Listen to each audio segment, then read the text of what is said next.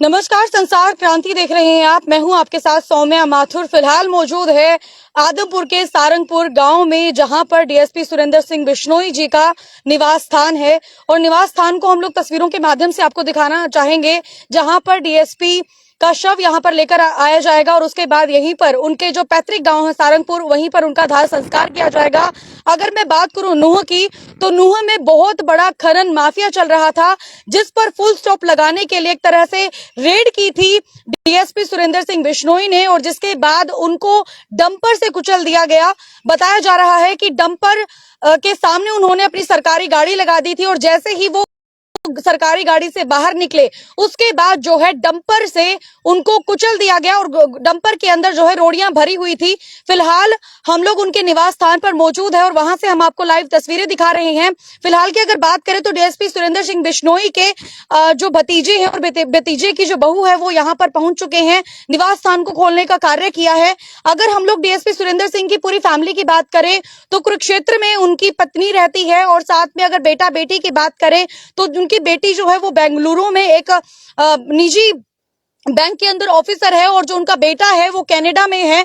और अगर मैं बात करूं डीएसपी सुरेंद्र सिंह की, तो 31 अक्टूबर को जो है उनको सेवानिवृत्त मिलने वाला था, यानी कि उनको रिटायरमेंट मिलने वाली थी। जब एक वक्त आया परिवार के साथ बिताने का, तो इसी बीच एक बड़ी दुर्घटना उनके साथ घटी कि उनको जो है खनन माफिया की टीम के द्वारा डंपर से कुचल दिया गया, जिसके बाद उनकी मौके पर मौत हो गई। लेकिन अगर मैं अब की बात करूं तो नूंह को पूरी तरह से जो है, जहां पर यह घटना हुई थी, उसको पूरी तरह से जो है एक तरह छावनी के अंदर तब्दील कर दिया गया है। बहुत सारी पुलिस फोर्स वहां पर मौजूद है, और साथ में इसी बीच हमारे स्वास्थ्य मंत्री, गृह मंत्री जो अनिल विज है, उनका बड़ा बयान सामने आया है कि खनन माफिया करने वालों को माफ नहीं किया जाएगा, उनको कड़ी से कड़ी सजा दी जाएगी।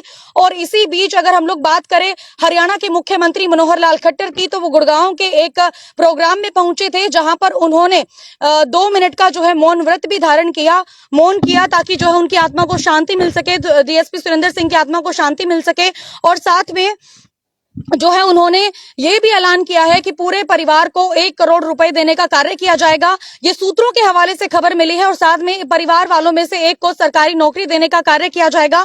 फिलहाल डीएसपी सुरेंद्र सिंह बिश्नोई के हम लोग निवास स्थान पर मौजूद है। ढाणियों में उनका घर है, सारंगपुर इलाका है।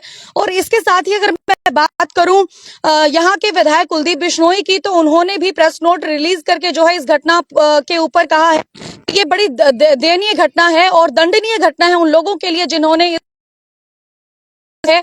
और सबसे बड़ी बात यह भी है कि डीएसपी सुरेंद्र सिंह के माता पिता जो है, एक पिता का नाम अगरसेन है, और जो उनकी मदर है, मदर का नाम है मन्नी देवी, जिनकी जो है मार्च के अंदर मृत्यु हो गई थी।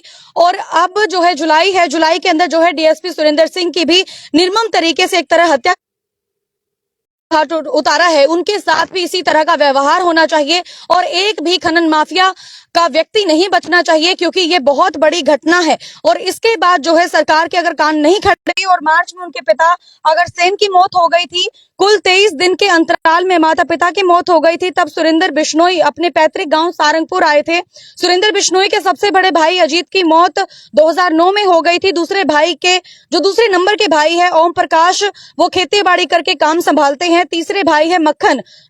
चौथे भाई जगदीश हाईकोर्ट में एएजी के पद पर रिटायर हुए थे, उनका देहांत हो चुका है। 5वें नंबर के खुद थे सुरेंद्र बिश्नोई। और छठे भाई सुभाष हैं, जो राजकीय स्कूल में प्रधानाचार्य हैं। 7वें भाई कृष्ण है, जो हिसार शहर में डेयरी चलाते।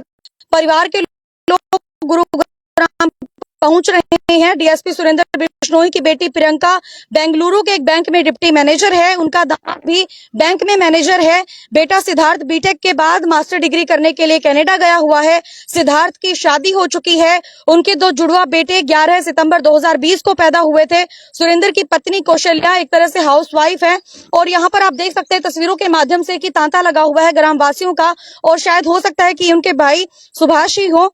और इसके साथ ही मैं बताना चाहूंगी कि कुरुक्षेत्र के अंदर जो है सुरेंद्र बिश्नोई के द्वारा मकान बनाया गया था।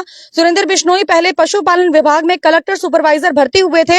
यह पद वीएलडी के बराबर होता है। वर्ष 1993 में उन्हें हरियाणा पुलिस के लिए आवेदन किया। एएसआई के पद पर उनका चयन हुआ। उनके लंबे वर्ष तक सुरेंद्र बिश्नोई ने कुरुक्षेत्र में अपना मकान बनाया था। करीब 10 साल पहले 2012 में डीएसपी के पद पर तैनात हुए थे। पिता को सरप्राइज भी देना चाहते थे। बता रहे हैं अशोक कुमार, जो इनके छोटे भाई, उन्होंने ये खुलासा भी किया है कि सुरेंद्र बिश्नोई के जो भाई हैं अशोक कुमार, वो हादसे के बाद मंगलवार दोपहर वाले हैं। उनसे भी हम लोग बात करेंगे और उनसे भी हम लोग जानने की कोशिश करेंगे कि किस तरह का नेचर था। और इस खबर को सुनने के बाद जायज सी बात है कि बहुत ज्यादा दुखद स्थिति जो है एक तरह से परिवार वालों को फेस करनी पड़ रही है।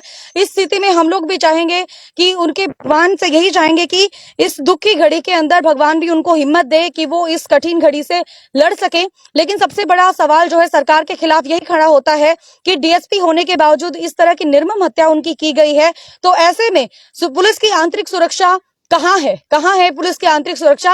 अगर पुलिस की आंतरिक सुरक्षा ही जो है मौजूद नहीं है सरकार के पास, तो किस तरह से जो है पुलिस हम जैसे लोगों को, आम लोगों को बचा पाएगी? और अपराधियों के भी इस तरह से हौसले बुलंद भी होंगे अगर इस तरह की घटना निकलकर सामने आती है। तो सरकार को भी चाहिए इसके ऊपर पूर्ण विराम लगाने के लिए जो खनन माफिया है उनके खिलाफ सख्त से सख्त कार्यवाही की जाए, अपराध को कम किया जाए। बने रहिए संसार क्रांति के साथ। मैं सौम्या माथुर आप सभी दर्शकों से लेती हूँ इजाजत। नमस्कार।